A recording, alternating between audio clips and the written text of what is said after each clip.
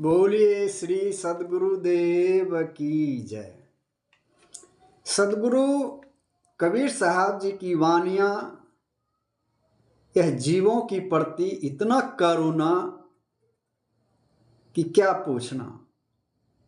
सदगुरु कबीर साहब जी कहते हैं, तय सुत मानि हमारी सेवा, तो कहु राज देऊ हो देवा। कहा जाता है शिष्य को गुरु की सेवा करनी चाहिए। जो शिष्य गुरु की सेवा नहीं करता वह शिष्य गुरु से ज्ञान नहीं प्राप्त कर सकता और उसका कल्याण हो नहीं सकता। सब जगह कहा जाता है कि शिष्य का कर्तव्य है कि वह गुरु की सेवा करें, उससे ज्ञान लाभ लेके कल्याण करें। लेकिन यहाँ सदगुरु कबीर साहब जी कह रहे हैं, तय सुत मानि हमारी सेवा। बड़ा मार्मिक। साहब के सामने कोई जिज्ञासु बैठा है, उसे साहब कहते हैं कि हे शिष्य, मैं तुम्हारी सेवा करना चाहता हूँ, तुम मेरी सेवा को स्वीकार कर लें। एक तो गुरु शिष्य की सेवा कर रहे हैं और विनती भी कर रहे हैं कि तुम मेरी सेवा को स्वीकार कर लें। कितनी करुणा है उनके मन में। साहब आगे कहते हैं कि तो कह राज देऊ हो देवा। यहां सदगुरु कबीर अपने शिष्य को देवता कहते हैं।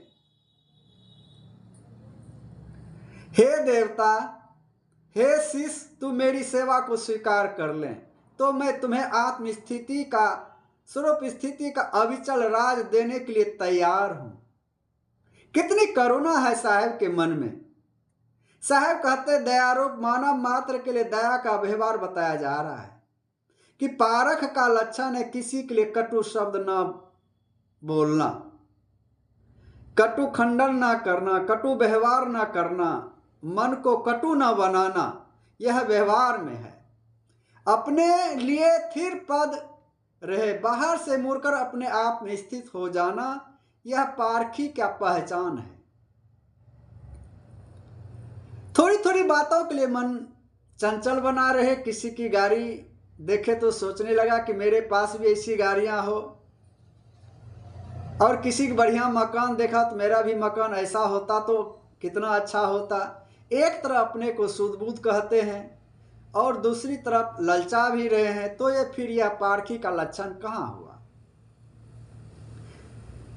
जब तक चंचल मन स्थिर नहीं होगा, मन का ललचाना बंद नहीं होगा, बाहर आकर्षित होते रहना बंद नहीं होगा, आत्म स्थिति नहीं हो सकती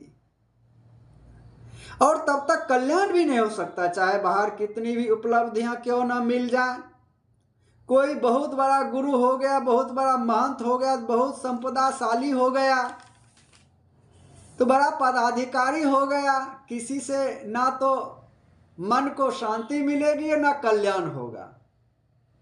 साहब कहते हैं जब तक पूर्ण वैराग नहीं होगा तब तक आत्मस्थिति नहीं हो सकती है। आत्मस्थिति के लिए पूर्ण वैराग चाहिए। वैराग का अर्थ है मन की अनासक्ति। वैराग का अर्थ कपड़ा नहीं है, जो साधु का कपड़ा पहन लिया वो वैरागी हो गया। कपड़ा तो बाहर का वेश है, वैराग बाहर नहीं, वैराग मन में है। संसार के भोगों से मन का उदास हो जाना, पूर्ण अनासक्त निर्मोह हो जाना, यह वैराग का अर्थ है। जब तक मन पूर्ण अनासक्त नहीं होगा तब तक कल्याण नहीं हो सकता, तब तक आत्मस्थिति नहीं हो सकती है।